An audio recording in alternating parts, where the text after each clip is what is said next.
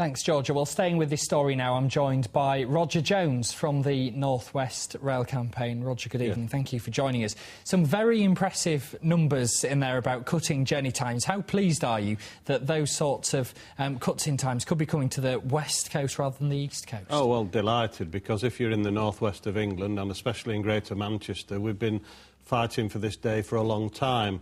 Ever since Lord Adonis, as Secretary of State, has pressed high-speed rail, we're behind him in this and we want to see it happen. The only caution, and you've always got to put some caution on this, is these things are not going to happen overnight. And I think what the Transport Secretary is saying, if we don't make a start now, then we're not really going to have a United Kingdom that's connected up with high-speed rail, which is what we want to see over the next 20, 30, 40 years. What is the process going forward from here, looking at the timescale and when realistically this could start to happen? Well, last January the government set up a company called High Speed 2, which is headed by Sir David Rowlands, and he's told members of Parliament that he will report back in December this year. So we will get that full report, and what he's going to report on is the route between London, Heathrow Airport and Birmingham, and secondly, where it should go after that. And obviously Network Rail today are telling us what their view is.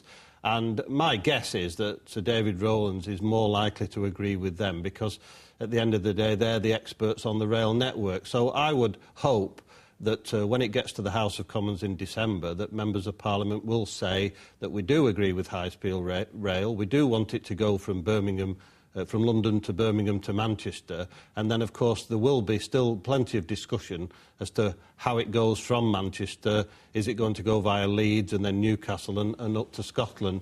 But there's no point in having high-speed rail if you don't link up all the major cities within the United Kingdom, and that's what really we want to happen. I know we were talking earlier with the Greater Manchester Chamber of Commerce about the business benefits around here if this was to go ahead.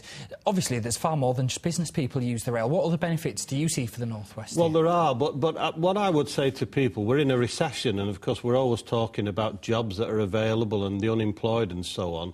And part of this, as you will know, if you're looking for a job, it's whether you can afford to move from your house, or whether you've got... And if you've got really good transport links to other cities, then at least you've got opportunities to apply for jobs wider than just the area that you live in. And in Greater Manchester, with 2.5 million conurbation, we've got a thriving airport, which is the biggest regional airport by a long way, in the United Kingdom. And what we want to do is obviously for our economy to grow, more jobs, more prosperity, and it does give people a better chance of finding employment in a wider area. So that there are lots of reasons why high-speed rail is very important.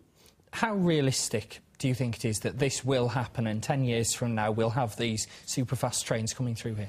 Well, Lord Adonis, the Transport Secretary, has put his full weight, if you like, behind supporting high-speed rail, and is in a unique position because all three major political parties on the run-up to the general election have said they support it. So there's a very good chance that it will be agreed in principle. Now, there's no hiding the fact that it will be at least 8 years from now before the first spade goes in the ground to start digging the first line, and of course it will be many years after. So you are really talking about something in the region of 15 years from now before you can expect the kind of line through to Manchester we want to see. But as I've already said, a line just from London to Birmingham to Manchester is no good. What we do need is to connect up all the English cities and then through to Scotland, Edinburgh and Glasgow. And if it does that, then it will be a massive benefit to the whole of not just to Manchester City Council or Manchester City Council area, but to all the 10 local authorities in Greater Manchester.